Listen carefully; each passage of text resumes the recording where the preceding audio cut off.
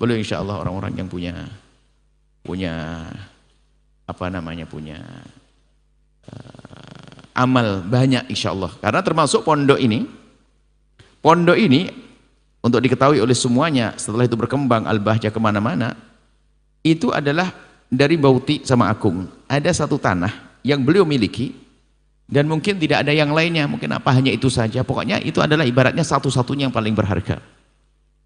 Itu dijual di sana, dibelikan tanah di sini dapat 3.000 meter dari ujung 3.000 meter sampai ke belakang. Kalau tidak salah 19 kali 200, berarti kayak kereta api betul. Yang ngerti masalah tanah bakal kayak kereta api panjang. Dan beliau meminta di depan adalah wakaf untuk kuburan. Makanya kuburan itu harus wakaf, bukan Bauti dikubur di pondok, enggak. Ini banyak, ini salah, jangan salah. Ngubur di pondok enggak boleh, pondok buat ngubur orang, harus tanah kuburan. Paling depan itu wakaf Bauti. Beruntung beliau dari tanah 3.000 berkembang jadi berhektar-hektar. Itu beliau memulai merintis dan rela, yakin bahwasanya harus memulai di sini.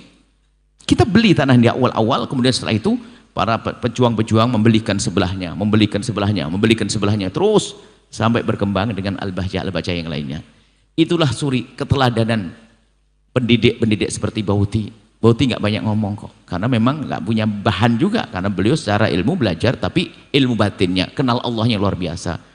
Bangun malamnya, Al-Qur'annya tidak tahu berapa hari sekali hatam. Agung juga, nah kita ini hatamnya susah, sebulan sekali hatam belum tentu. Tapi beliau bangun malamnya luar biasa, nggak pernah putus. Namanya bangun malam itu sudah kayak sudah kewajiban.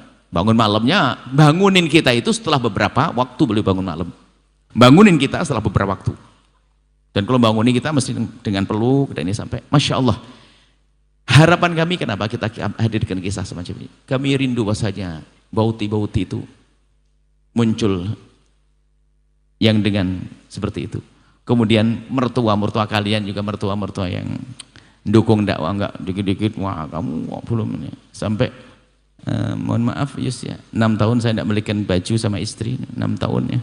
Karena memang kebutuhan di sana lumayan besar, jadi 6 tahun nggak beli baju. Ini menikah 6 tahun nggak kasih baju ini. Tapi kamu laki-laki jangan pelit-pelit amat kalau punya duit. Mama itu memang lagi pas ngepres kok, nanti ditiru, nanti malah buya aja 6 tahun nggak belikan kok, nanti ngomong ini kurang ajar ini sama istrinya. Apa sih yang nikah baru itu.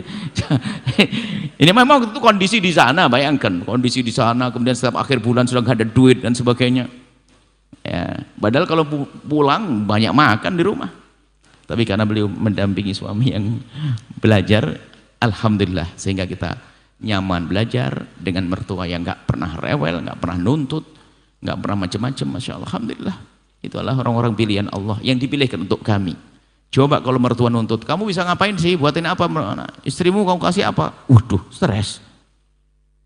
Tidak ada pertanyaan kau kasih apa. Ini adalah yang perlu kami hadirkan. Semoga calon-calon mertua, makanya maksud Buya apa? Kalau ada berani ngambil menantu kalian harus kayak gitu loh. Kalian kan punya mertua ya enggak? Maka paling enggak mertua kalian harus ngerti kalian juru dakwah, jangan disibukkan dengan yang lain. Makanya kalau anda para pemirsa mau ngambil menantu anak-anak kami santri ini harus tahu kayak mertua saya gitu. Mendukung dakwah, karena anak ini dicetak untuk dakwah, untuk berjuang di jalan baginda Nabi Muhammad SAW. Ini saja yang bisa kami sampaikan. InsyaAllah semoga semakin berkah perkumpulan ini, meneladani orang-orang hebat seperti Bauti, Syekh Khairuman Ar-Rahabini dan ibunya Mas Syufah. Wallahu a'lam bissawab. Setelah Anda menyaksikan video ini, jangan lupa berselawat kepada baginda Nabi Muhammad sallallahu alaihi wa alihi wa sahbihi wasallam.